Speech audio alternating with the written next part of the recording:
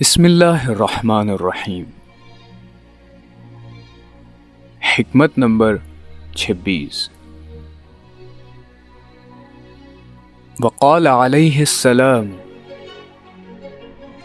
امشی بدائک ما مشى بک۔ امام علی علیہ السلام فرماتے ہیں، مرض میں جب تک ہمت ساتھ دے چلتے پھرتے رہو۔